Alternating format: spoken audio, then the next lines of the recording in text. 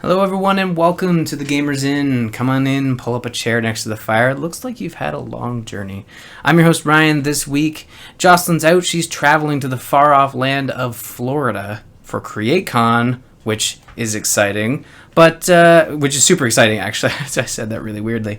I'm actually really jealous that they're off to the Orlando for CreateCon, and looking forward to seeing what comes of that. But until then, I'm joined by Beau, a good friend Beau from the show CORE and Exclamation Mark and Bad Bull, and I can't remember the third. Good Bad Bull. Good Bad Bull. See, good Bad or Bull Beep. I don't know if we can say the S word on this show. Sure, shit. We can shite it up. That's fine.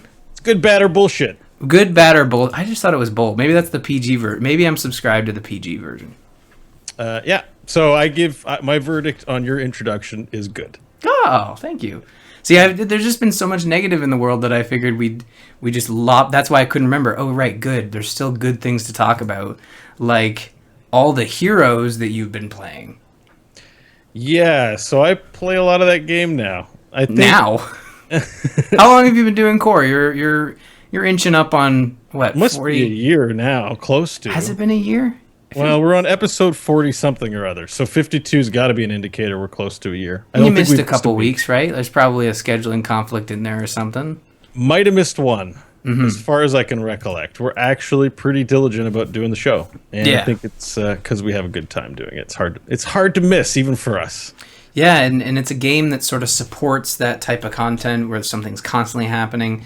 They're at a weird pace where for someone like me who plays the game once every couple weeks, it seems like there's always either something new coming or something new that's been released that I can check out, usually in the form of a new hero.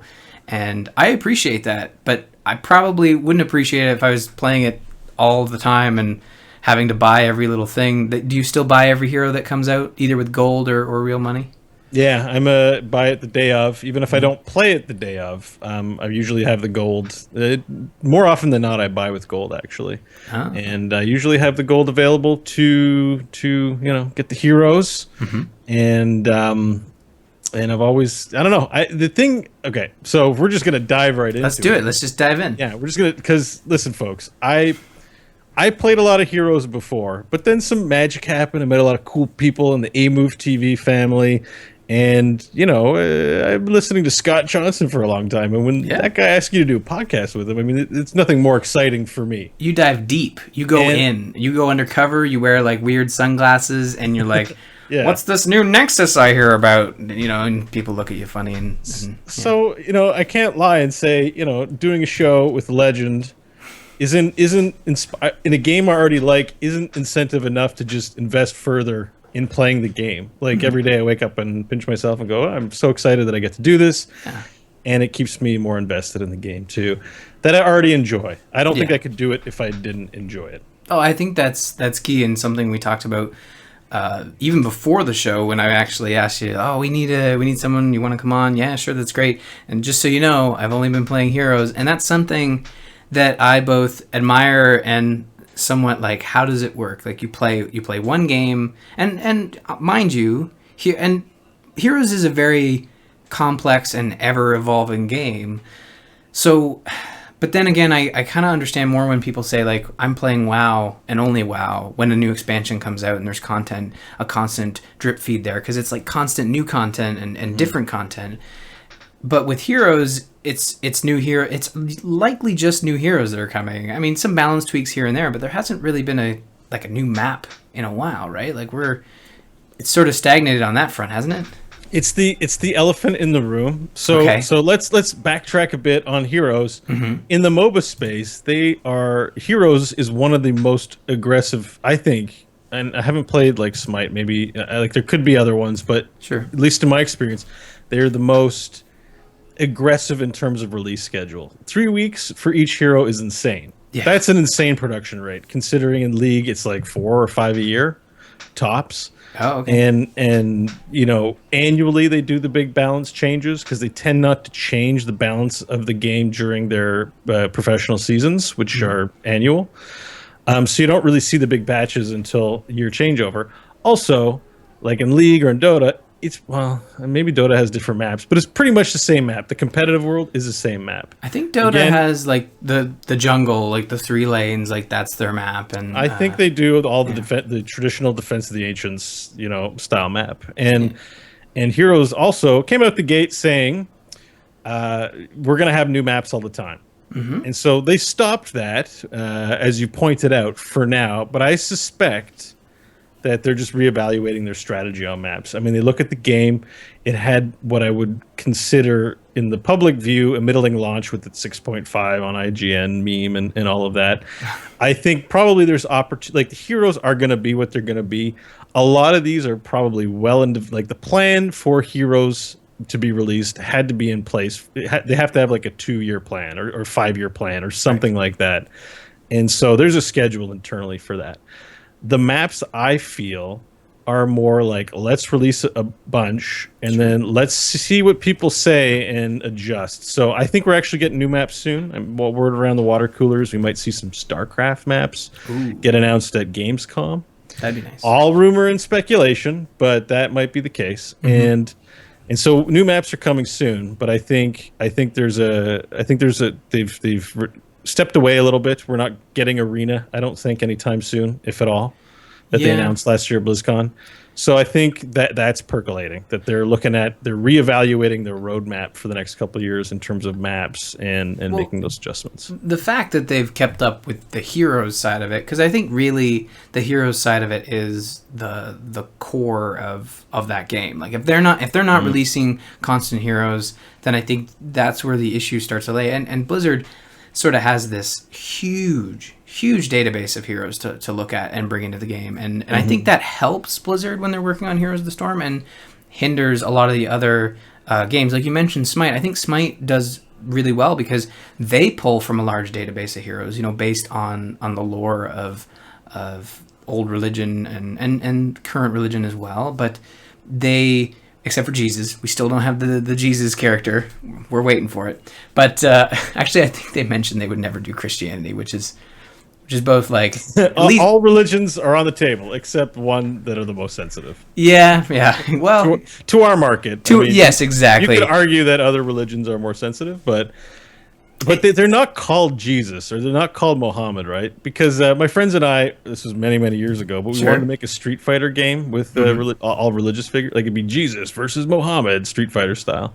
And I still think that would be a really fun idea that would create a lot of controversy. Yeah, it's actually, they use the real gods' names, but it's more like Greek gods of old and, like Hercules and Zeus and whatnot. But they have a huge pantheon that they can pull from, and I think that helps at least get the ball rolling. Like, I'm not saying they go into the heroes meeting room and say, okay, we need StarCraft. What's our options? All right, get that weird guy with dreads. Yeah, let's have him in there. Okay, perfect. Clone him. Clone Nova. We got him. It's all good.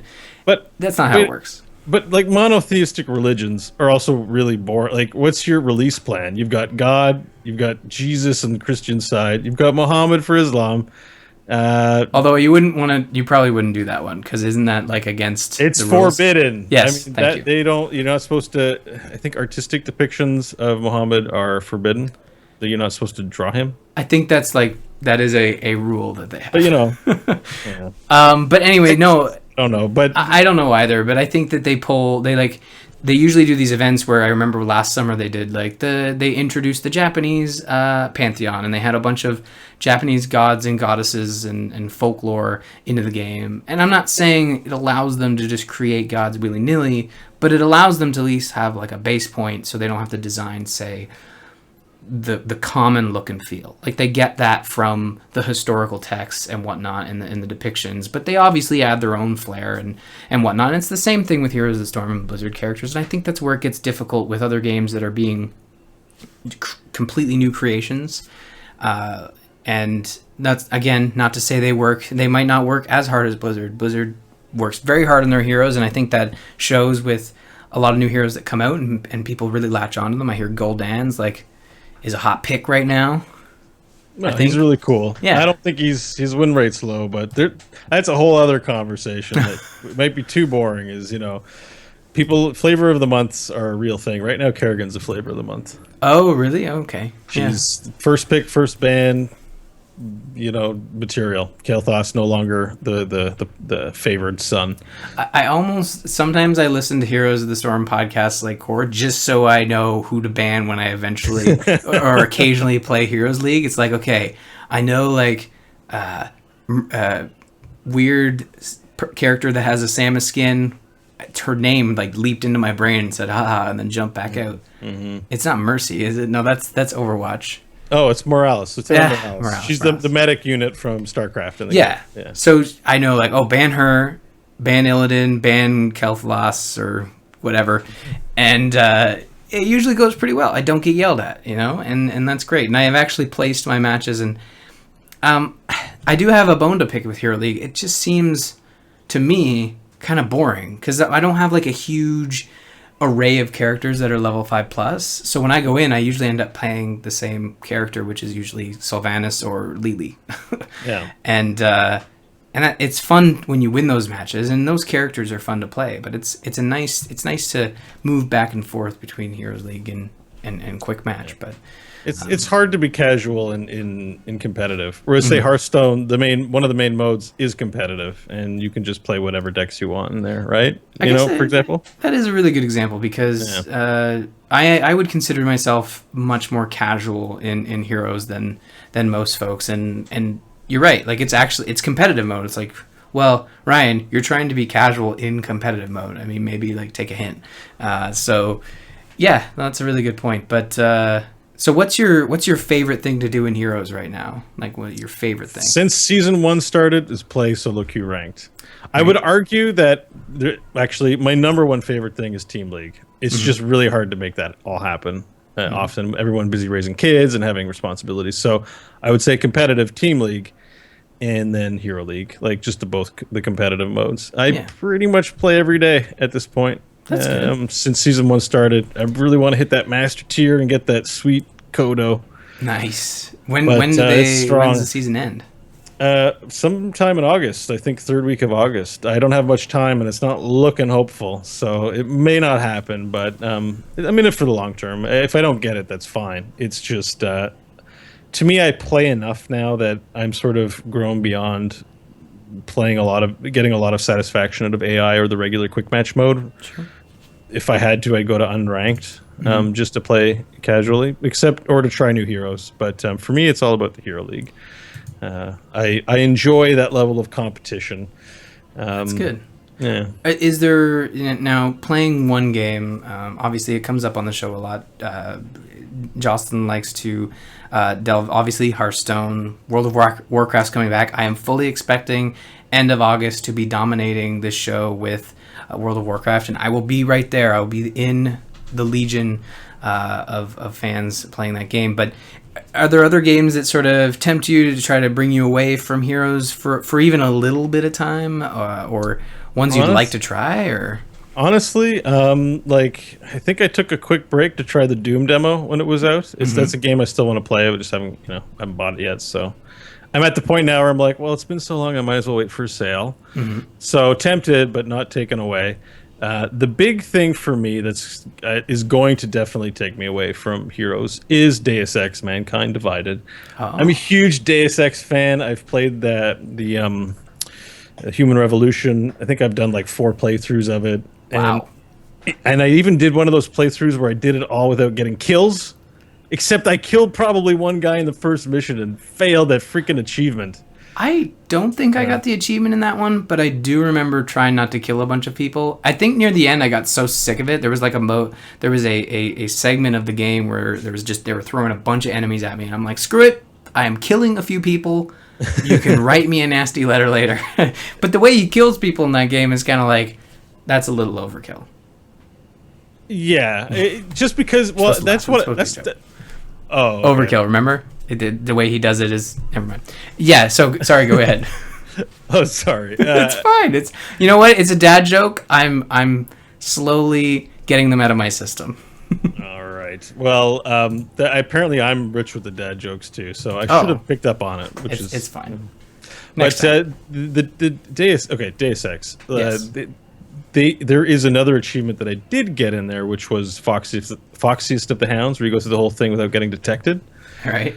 That game is super fun, and I think the reason. See, there's a lot of games that have the pacifist aspect to the game that aren't very rewarding. It's just a thing you can do. But I really feel like the morality of holding people's lives in your hands and of manipulating the world, it really sells itself. So it feels like even if it means something narratively to go through that game and actually try and be a quasi good person with an ethos. Yeah. Whereas say like in Mass Effect, which has choice between Renegade and Paragon. I very happily be Renegade because I hate all these alien dicks. They're just everyone's big a butthole. We're small in the universe. I feel totally justified in being a Renegade, and I will shoot everybody. People will push you around if you're not pushing them, right? Like it's first come first serve to the space station, and I think when it comes to Mankind Divided, it's even more important to probably approach it from a I'm not going to kill anybody, because isn't the whole like main part of that story just like conflict between normies and cybernetics? Like, isn't that? Well, that's the thing. It's the real conflict is the conflict with the Illuminati, right? Really? Like, and yes, because Deus Ex is all about people controlling the strings behind what's there. So if there's if there's a conflict between Augs, the nomenclature in Deus Ex is the augmented people, the Augs, and like I guess Nats. I don't know if they're called Naturals, but in that game there are multiple narratives running, but these are proxy. Like there are all kinds of proxies and manipulation of what they want us to know about versus what's really going on, and that's why I like Deus Ex. That's why I like Cyberpunk and that kind of stuff. It's just such a good narrative. They spend a lot of time.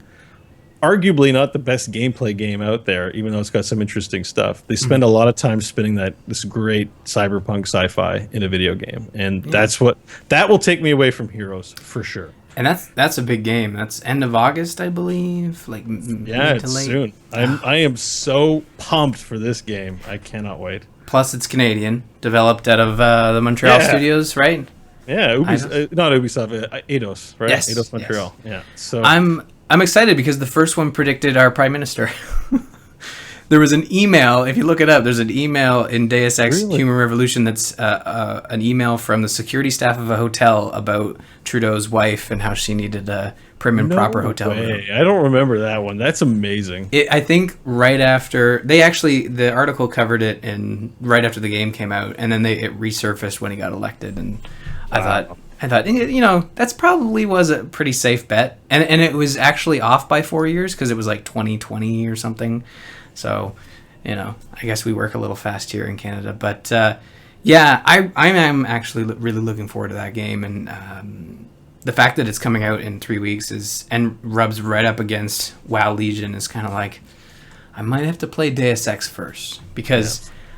as much as I love WoW, it will always hold a special place in my heart because it was like my first MMO. It's the first MMO that I actually really enjoyed playing and continuing to enjoy. But I just love the action combat of games designed for not MMO play. It's just something about MMOs and their disjointed gameplay. It bothers me when I could be playing like Uncharted 4 or Deus Ex. You know what I mean? It's really tough to explain, but there's that. No, there's a divide between the. The birthplace of MMOs is that you accepted shoddier gameplay mechanics and the trappings of MMO for the fantasy virtual world to play in. Yeah. Versus, you could be like, well, I just can't play in this crappy Ultima game. I'm going to go play whatever sweet game that single player comes out because it's just way more responsive. The graphics are better, whatever. Sure. As an MMO player, you're willing to put up with a lot for it. And I think WoW's is a best in class in terms of MMO, most long lasting. I think probably one of the most fun RPG style MMOs out there. Yeah.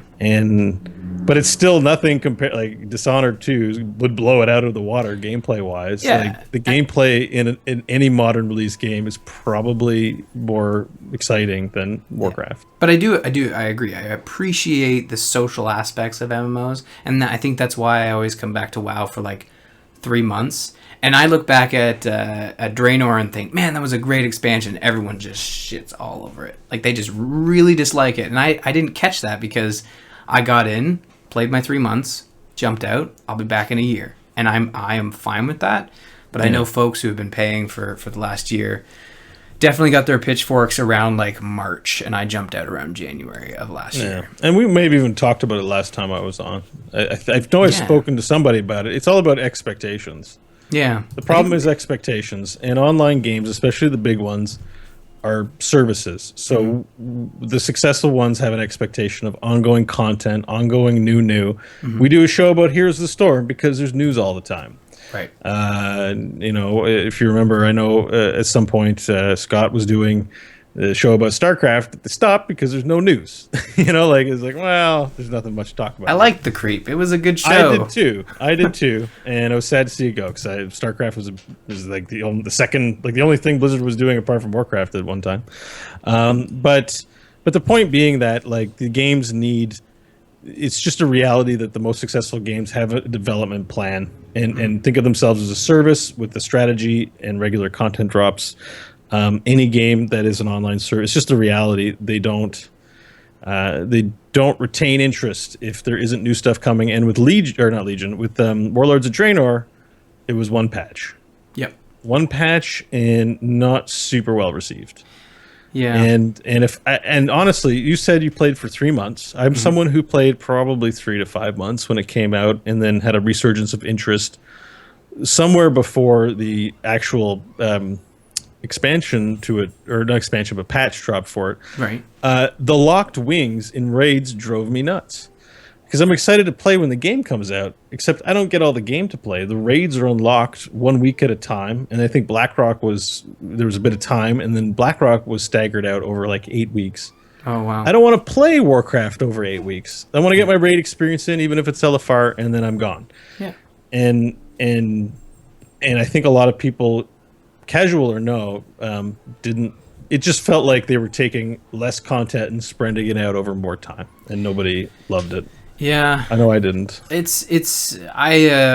do understand where people are coming from, and when explained to me, I think actually last week we were talking about it when Jocelyn sort of explained the scenario of it. It's like, yeah, that sounds crappy, but I mean, I guess I wasn't going to resub anyways, so it's just surprising when people like sort of pull themselves through it, expecting things to change. And I asked the question, like, do you expect it to change with Legion, especially with all the sort of front-facing news where they're saying like we're building systems to make the non-content gameplay more fun. So, being able to play all content at any level, the PvP system. Some say systems that should have been there before to keep the sort of between patch gameplay more exciting, but it kind of seems like they're maybe going half and half. I wouldn't say they'd go back and do the same thing they did with Draenor, but maybe sort of experimenting with the keeping you busy while, like, look at my hand while I work over here for longer than 3 months. And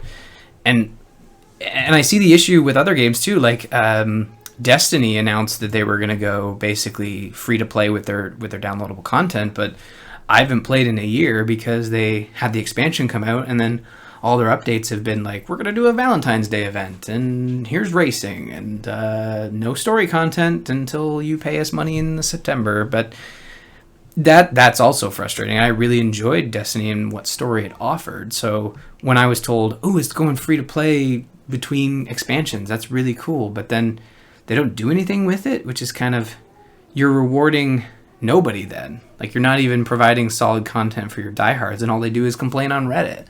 Yeah. I had to stop visiting the Destiny Reddit because it's just people like complaining every week and then talking about what Zur had for sale. Like, I don't need to know that. Like, it's just unfortunate. A game that actually does some things right where that game doesn't is Warframe. I don't know. I'm a big fan of Warframe. I think we talked about that too. Yeah, and I said I was going to check it out, and I never did. It's free. Right. It's got a beautiful login screen. Nice. It's just to put it in perspective, because most login screens, like, Warcraft is a dark portal and then it transitions. You're Tenno, that's the name of the people in there, your ninja guy. He's sitting there praying, you log in, and then the login just transitions to you in the game. It's super, like, there's a lot of interesting creative design in there, and it's completely free to play, and they're on like update 18. There's constantly new content. You don't have to pay a thing. There is, like, speed up your forging and like your profession stuff with money, and you can buy stuff instead of waiting to collect it.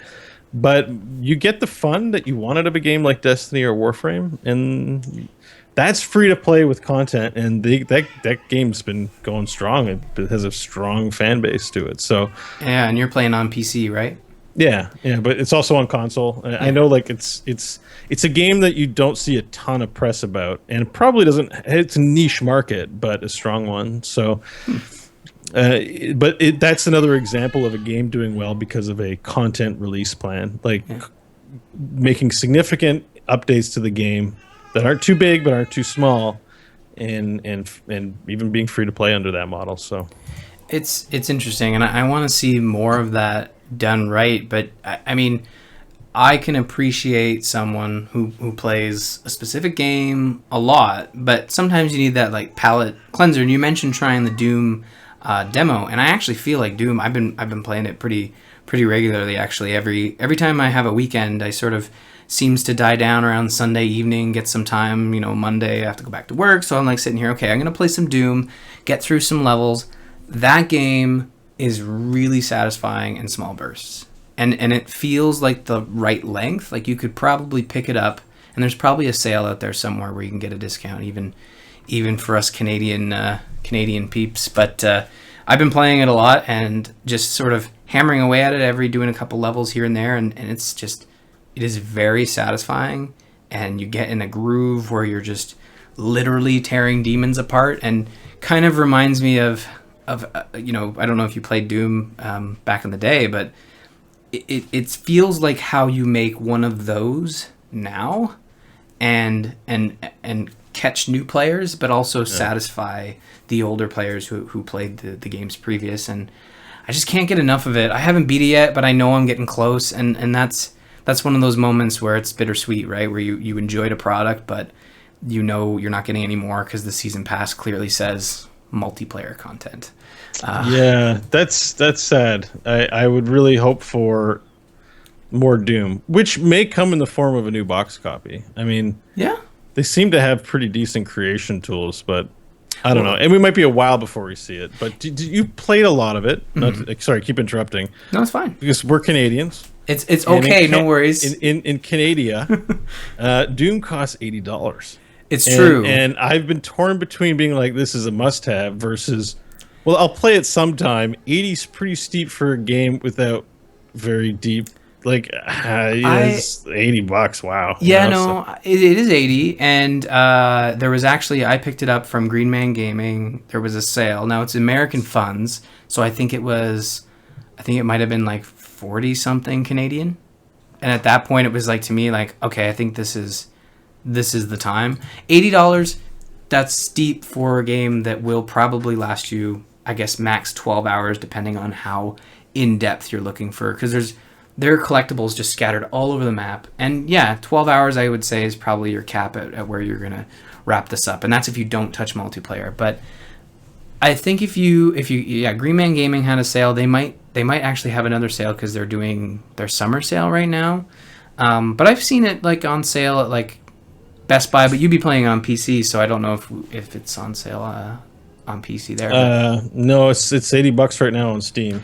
Yeah, and even for the summer sale, I think it went down to 50. So, yeah, it's still steep. I'm at that point where it's like, well, I'm prioritizing heroes anyways, Sure. and so is it really worth my it's a value proposition thing Yeah. for me. So it's like, well, I can wait a little longer. I'll probably live to see a sale, so I'm okay. Yeah, if you buy it for 80, that's like 5 heroes, right?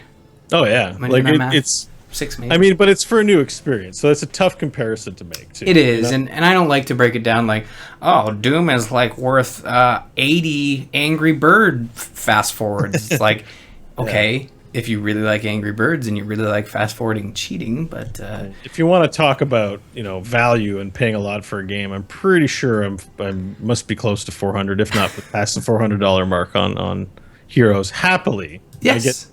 I get plenty of entertainment. It's not like I own Dishonored, for example, the first one. I bought that full price. I've played like the first level. Oh, that game is, it's so good, and I still just can't work up the just will to play it. I don't know. It reminds me of Doom because it's like you look at it and it's like, do I really want to play this game right now? And then you start getting into it and it's like, I actually do really want to play this game. But you mentioned you're going to pick up Deus Ex in like 3 weeks, and like, are you really at a point where you want to jump into a game before you know you're going to jump into another one? And I'm in Canada too. I feel your pain, and like when you have to spend $90 on a new video game, because yes, that's what it comes to after taxes. That's a steep price for a game, especially when not too long ago we were used to paying the equivalent of our American friends. And I don't think it's unfair to say that we have to look at these prices and say, okay, I'm now at the point where even though I'm an adult, I still have to do some adulting and see like, yeah, probably shouldn't throw down $80 on this and have a second thought. Whereas back before, $60, maybe I can sort of throw money at it and see what it's like. But it's getting tougher, especially when you can extend the life of say Heroes or what have you with a little bit of chump change. And $15, you don't miss that right away, especially when you get something that you can play all the time. It's not a question of the money. Like, games cost money. Sure. Right? As gamers, we're more than willing to put money down. It's the feeling you get when you buy games and don't play them. And this the Steam library itis. I have so many games in my library that they look cool. I didn't dislike them. I just bought them and didn't play them. And I'm like, I gotta just not do that. There's just no reason to just burn money that way.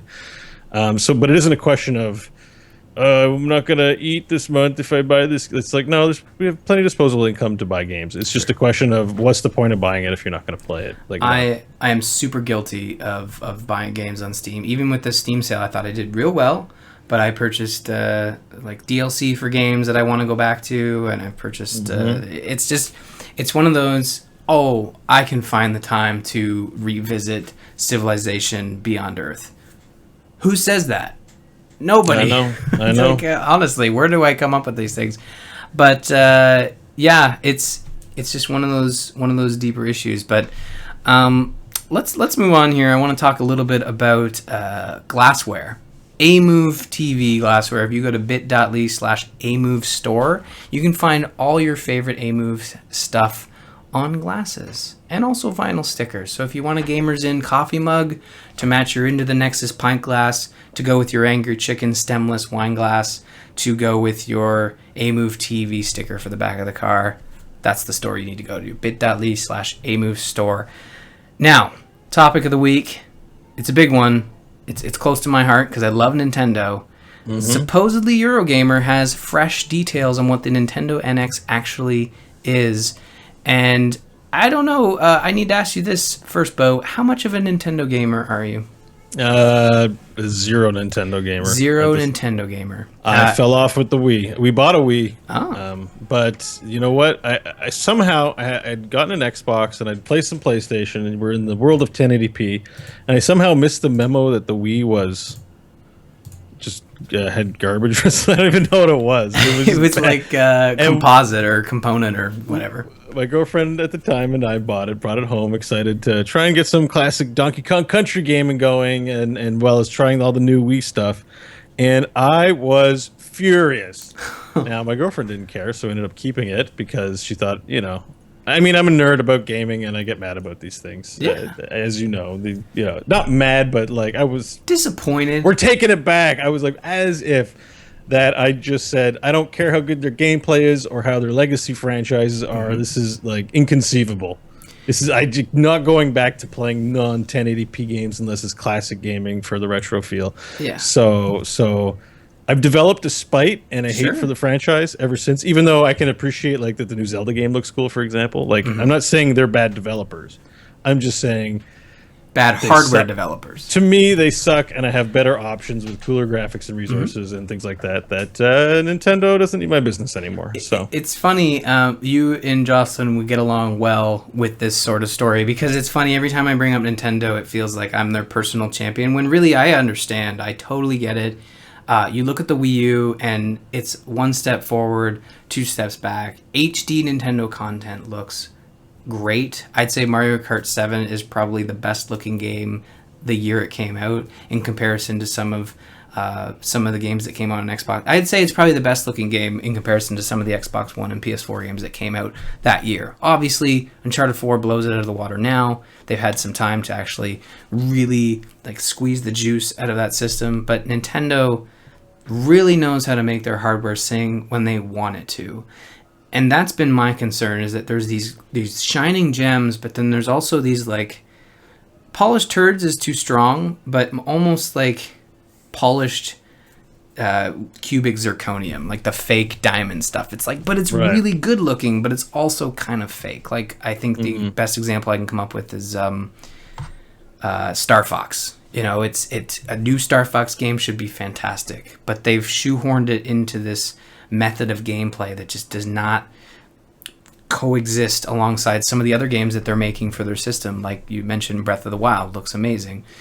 And I appreciate when people say they're done with Nintendo, because I get it. I for one, love my Wii U. I love the Wii.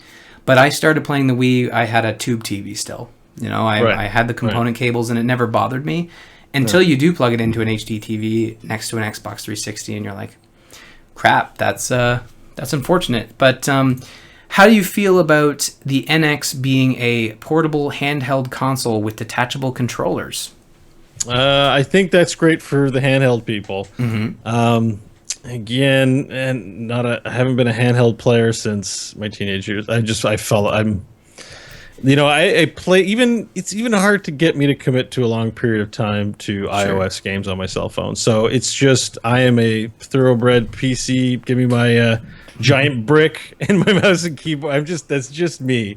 I do appreciate it. I'm glad that that's out there for individuals, but Nintendo does dominate in the handheld market, right? Yeah. Like that this is one of their specialities. And with Pokemon, like the Pokemon franchise hasn't ever been stronger. And so probably a good business move for them, if that's their strong foot, to go ahead and do that. And also have a presence on mobile, like to do both. And so is that what they're talking about here then? It looks like it's powered by the Tegra chip from Nvidia. That's a powerful processor. So I guess it's their mobile processor, and what they're doing is they're looking, and this has been rumors for a while, and this seems to be the first article to come out and truly say, like, yeah, no, we heard from a bunch of people, this is happening. And it looks to be like you'll have a base station that's hooked up to your TV. You plug the control, like, this is what I don't get. Like, the controller is the guts of the system, right? It's got the Tegra mobile processor, which allows you to play your games on the go, but then you would plug the controller into the base station and then control the game with some other controller on your couch, probably like a Gamepad Pro or something like that. Not the Gamepad, but what do they call it? The Pro controller. And but that's not confirmed. But yeah, it would act as a docking station to put your controller, which has the brain. So you're docking the console so you can sit on your couch and play your game, which basically allows you to play your game on your couch.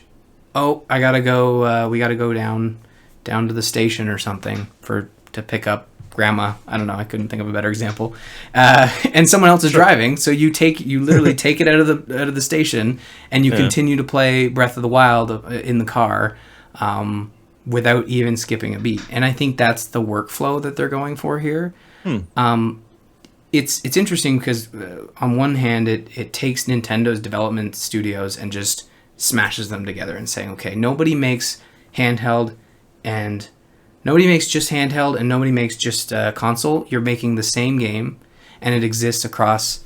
It exists on one platform, and you continue to play it no matter what, handheld or TV.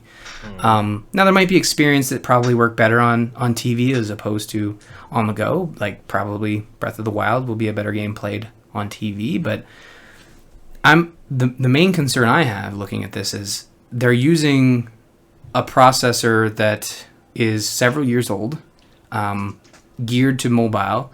So the games I think you're heading into a Wii situation where the games are going to look great now, but a year from now, they're going to look very dated. So that's like my main concern. As someone like you who plays a lot of PC games, like, you could buy a video card from 2 years ago and it's going to make some games look great, but a year from now, you're going to have to replace it, right? Well, if you want to get the most out of it, I think so. Like, Nintendo has always been a company I felt like was able to do a lot with a little. So, the fact that maybe they're not anticipating the future as much, maybe is not that bad for them, depending on how resourceful their game developers are in making cool experiences. Because Sure. it's not all about processing power. No, We know no, of that course from not. Blizzard, we can make games that accommodate a wide range of systems and have them be fun and popular. I think that the concern I have with it is that it's cool that it does both, and my impression is that it's going to be Steam Link style, like it's just streaming the video, which is what we always talked about with cloud gaming. I think that's fallen out of favor, but I can't remember what the name of the box was, but there was a company for a while that would, the games would be loaded up on their servers in the Right. cloud, and it would stream it to your TV. And I think connections are still just not there to make It was like these- U-Link or not even Ulink. The company's defunct now, but I could picture it. It was like it wasn't even that long ago, and No, there yeah. was like a test market for it or something like that, and it had gotten some traction. And you just subscribe actually Netflix style to a certain amount a month, and they'd stream Yeah. the games and change. That fell out of favor, and I think it's for a reason. Is I think that we get better performance by having our own machines. And until we don't, that won't be the case. Yeah. And so we are used to having our home machines, which means we're going to want better performance on whatever machine we're using. And I don't expect that I'm going to get better performance out of a Nintendo handheld that plugs into my TV than a dedicated console. Yeah. And I think a lot of households have multiple, this is how much of a PC user I have. My TV just has a PC attached to it. Right. You can get a portable keyboard that's the size of, I even have it right here. Sure. It does everything any one of those boxes do, and I can do everything. Yeah.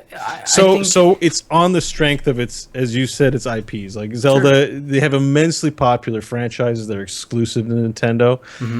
And that's their market strategy. They're not butting heads with PlayStation, who's like, everyone come develop games for us. We're going to make an awesome machine for you to do that. They have a very curated, controlled environment. So it's gimmicky. The last sort of impression I get is, your little brother Tyler wants to play the handheld. Mom lets him, and he drops it in a storm drain, and now it's ruined. There goes your console and your handheld. Yeah. Oh, yeah. No redundancy. Even if you have a PlayStation, your Nintendo, as a parent, if I was a parent, I would say, no, you're taking the handheld that if it gets destroyed isn't the end of the world because it didn't cost me a lot. Yeah.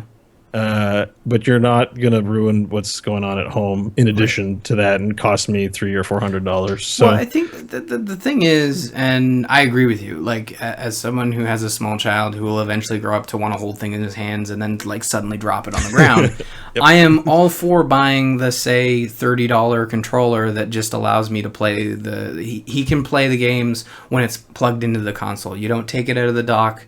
You leave it there. That's for daddy to play with. For you to play with, you play your games on the TV and you don't touch the $300 screen console controller at a thing. Right.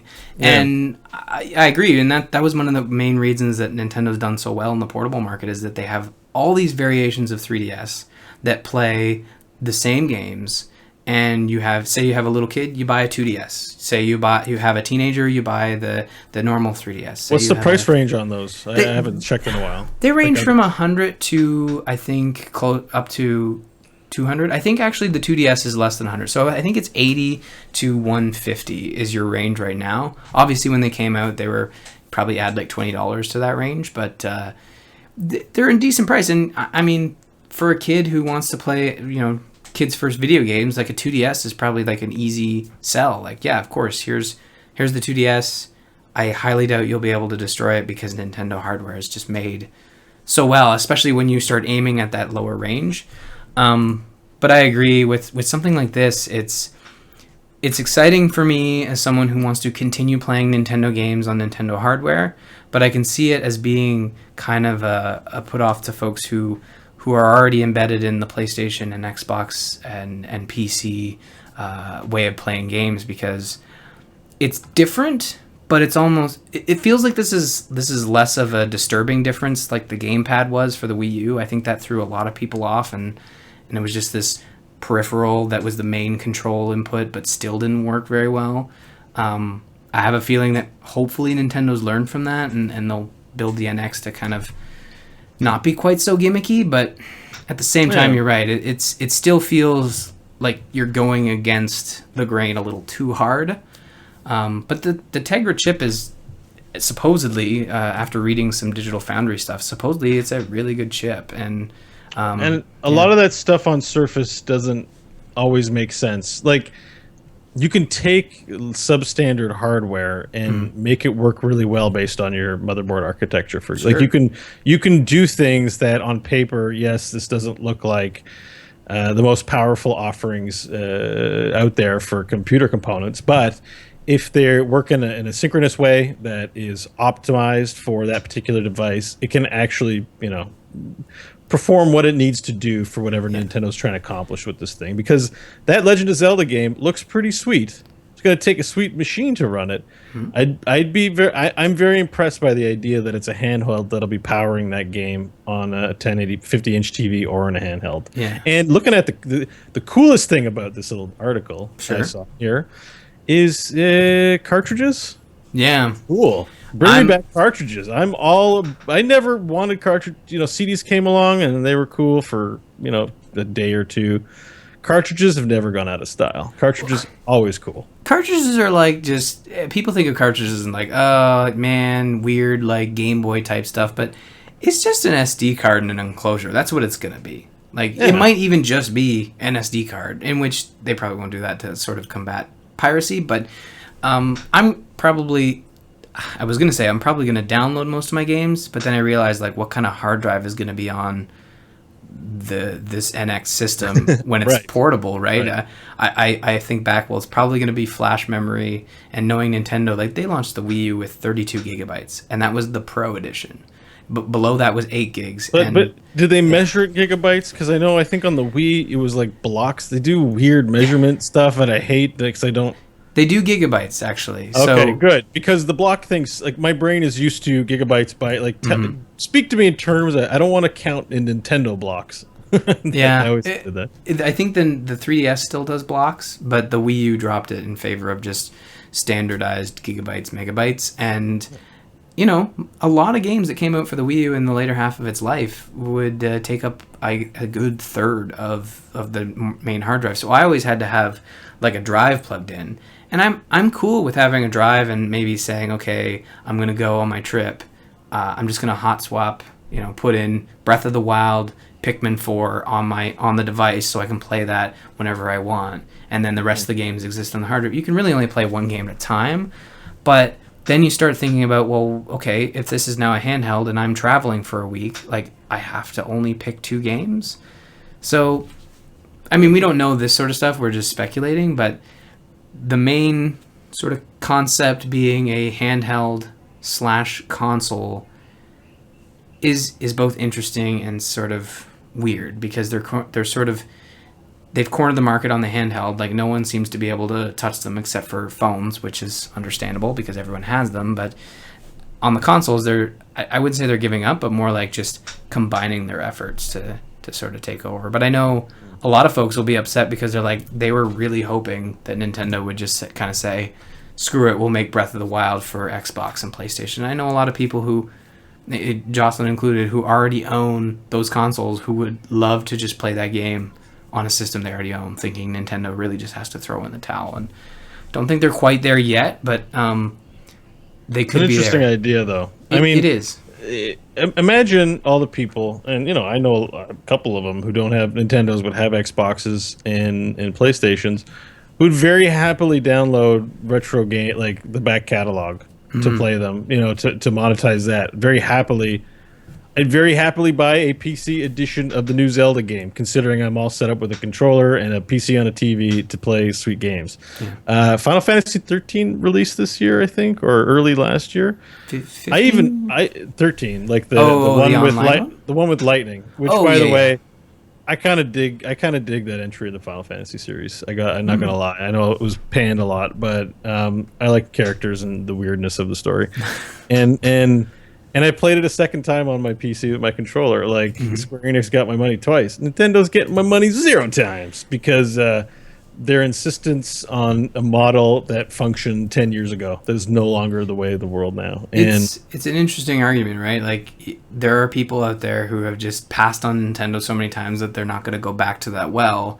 And yes, that's money Nintendo's missing out on, but really if it's got a Tegra chip and, you know, theoretically like the peripherals are what's going to cost the most. So if the base unit is the dock, the console, the weird 2 controller add-ons that turns it into a gamepad, you're probably looking, I don't know, I would say less than 250. Like if they price this anything above the current price of the next gen consoles, I would say you'd have to go definitely below 300, closer to 200 than 300, I'd say. Does that start to sell it for someone who is kind of already like cemented in the fact that they are a PC gamer or a PlayStation gamer? It's close, right? I think that there's a fine balance there because you make the price too low, it doesn't, even to the people who buy it or invested in it, it makes them like, people like spending money on lifestyle things and things that make them feel a sense of belonging, that there's a sense of quality to it. Sure. So I think if a price gets too low on a particular product, it devalues it in the public's eye too. Like this is the whole issue with the whole Nintendo scheme is that they are not in the business of creating a games distribution network like Xbox and Sony are, or Steam is with your PC.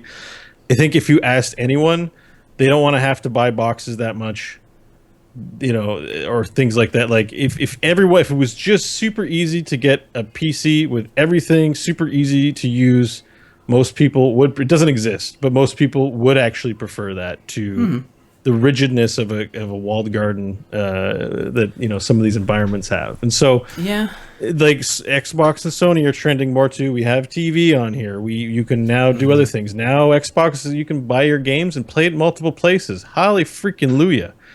Like, of course I want to play Gears of War, but I don't want to buy an Xbox necessarily.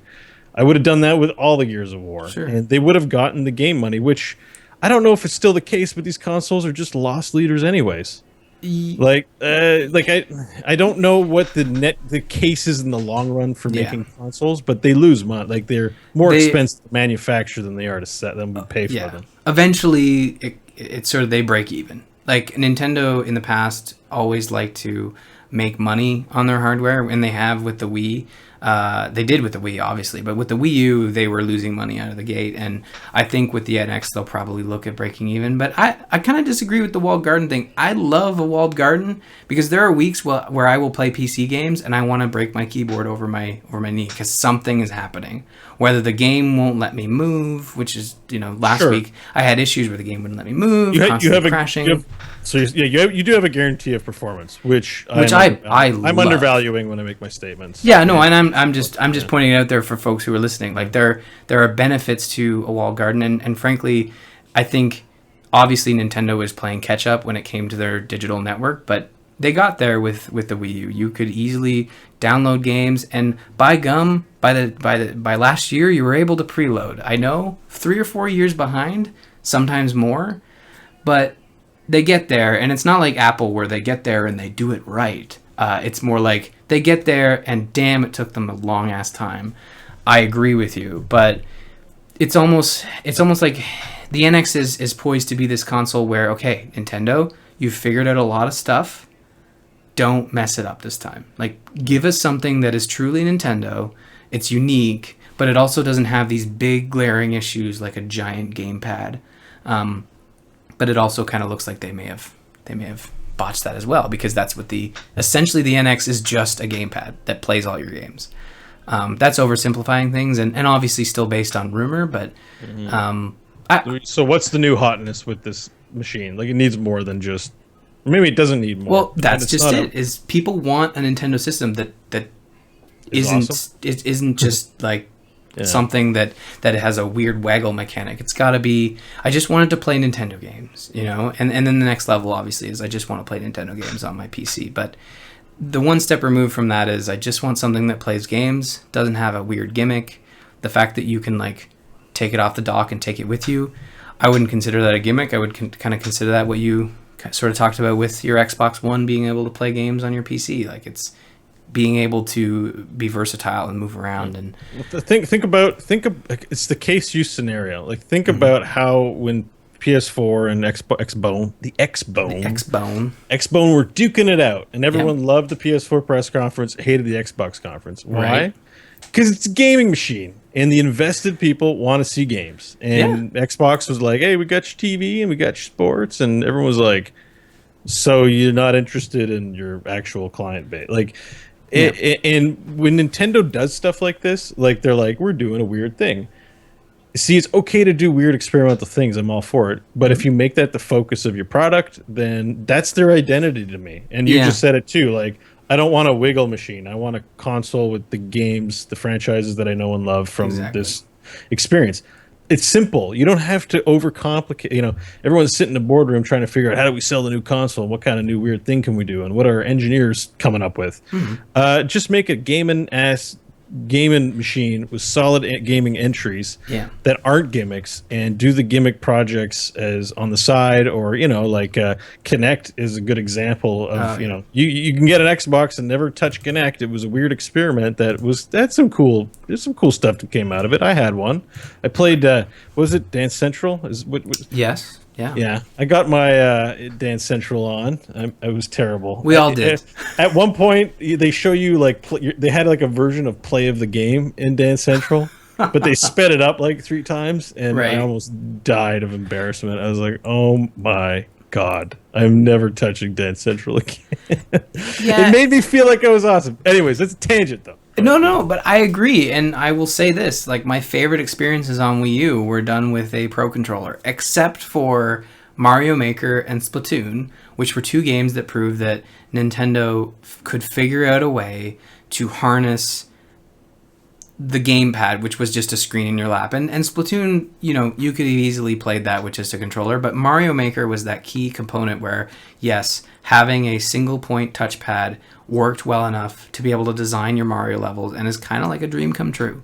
And I would assume the NX has some sort of touch capabilities. I don't know if they detail that, but I would assume it does, and that would allow you to still do Mario Maker, still do that stuff. But I agree with you. I think that I want a system that just plays in Nintendo games, and if the gimmicks can be sort of put to the side, that's cool. I appreciate that.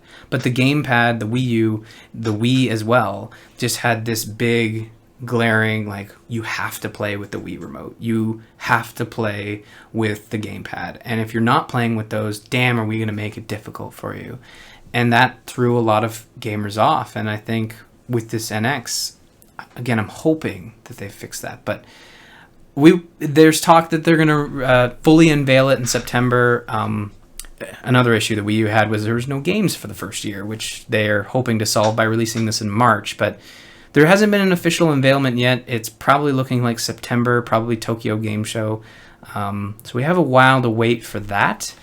But it's interesting to see some more confirmations on this side, and I don't expect Nintendo to sort of address it until their actual unveiling. But it's exciting to see new hardware coming from Nintendo, because I don't know if I could wait another generation for them to steer up. That would be really good if they could, pull up on the stick there this round. Yeah. So I want to thank the patrons. Thank you, new patron Jay, who joined patreon.com/thegamersin to support the show. We're still below our game night goal, but I figured, hey, let's do a little bit of streaming tomorrow. I have a copy of We Happy Few, which was a gameplay debut at the Xbox press conference at E3. Mm-hmm. So we'll start playing that on twitch.tv/RyanMurphyCA at 8 p.m. Eastern.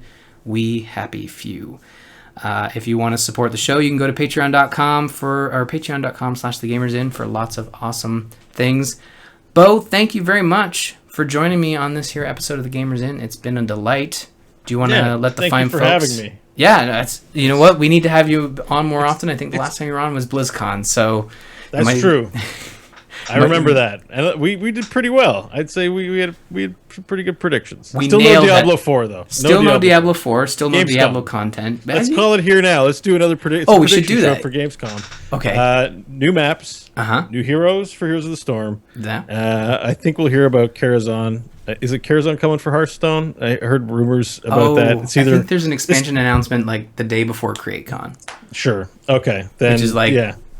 So yeah, a new Hearthstone adventure. So maybe we'll get some details maybe around there. Legion's is it before the Legion launch? So Gamescom, yeah, would be before Legion. Probably won't hear much, but we're gonna hear about what's next for Diablo. Oh, I hope you're right. We need more Diablo. We need the resurgence of the Diablo show. I don't care if it's an X pack or 4 or whatever. I need some Diablo. I really enjoy that game. If there was anything that's consistently taken me away from Heroes, it's a new season in Diablo. Oh, actually. Well, there you go. So Gamescom prediction locked in. Diablo 4. We nailed the StarCraft story bits from before our BlizzCon episode. So I'll probably say, we need more of that. I guess episode the pack 2 of Nova Core launches the 2nd of August, so maybe we'll get some more on pack 3 and maybe a little bit more StarCraft 2 because that's what I want to see from Blizzard, more story-based content. Give us more story-based content. But where can the fine folks find you online, Beau? You can find me at Beau Schwartz, and if you follow me there, you'll eventually find out all the things that I do, which are mainly Core Heroes, which is the Heroes of the Storm show I do with Scott Johnson, John Jagger, the Exclamation Mark, a goofy little podcast where my friend and I talk about video games, much like what you've heard today, except not as good. And no, we say that every episode. So it's kind of our thing with the shows that I do. It's the crappiest thing ever. It's self-deprecation. Is that what it is? Yeah. So and the other show is Good, Bad, or Bullshit. And if you like that show, you can compete with my mom to be the biggest fan because she's our biggest fan, and she's also our biggest Patreon supporter at $4 a month out of the $5 we make. But we love her. We love her if she's listening. Hi, Mom. And so those are things that I do. And, I want to tease 2 little things. I'm going to pull a Johnson here and say we've been doing Nexus Jeopardy on Core. Oh, I love it. Do more. You have to. Well, so I had a flash of inspiration today. I think we're going to add a new mechanic to the game. Ooh. I'm just going to say 2 words: loot boxes. So if you're a Gamers in listener, then you've got a little hint about what's coming up for Nexus Jeopardy. And the last thing I wanted to say was you should check out on the A-Move Network Kyle Ferguson, who does Into the Nexus. We've been doing duo Q&As together, and the people like it. So if you haven't tuned in yet, please be sure to check that out at twitch.tv/Kyle Ferguson. We're 6-1 right now. Ooh. So things are going well, and knock on wood. We're going to keep doing it. We'll see how that goes. Cool. Well, that's exciting, and I think Kyle is actually heading down to Orlando, Florida for CreateCon, which is on July 31st? Is this Saturday? No, yeah, the 30th, unless it is the Sunday. Anyways, CreateCon, July 30th. I don't think anything's live, but certainly you can expect the shows that will be live there, like Gamers In, Overwatcher, or no, maybe not Overwatchers, Into the Nexus, The Angry Chicken, The Angry Nerd will be there. He'll be screaming at everyone. He'll be so angry. You can go to amove.tv/CreateCon for more information. Those shows will be on the feeds probably right after they get back from their Epcot journey. I think they're doing a little bit of Harry Potter, and so you can go to amove.tv for more information. But this has been the Gamers In. You can visit our website, gamersinpodcast.com. You can also find us on amove.tv along with other fabulous podcasts, including The Angry Nerd, Into the Nexus, Overwatchers, The Angry Chicken, and Embrace the Spoilers. You can also follow us on Twitter. You can find Jocelyn at Joss Plays, myself at R. Murphy, Beau at Beau Schwartz, and don't forget to follow the show at The Gamers In. The video versions of all our episodes can be found on our YouTube channel, which is youtube.com/amovetv. You can also go to Facebook and Google+. We do have a presence there, but you probably want to stick to Twitter. That's where it's at. You can also email the show info@gamersinpodcast.com, where we'll read your thoughts on this here show. Thank you for watching. We are out. Bye. Bye.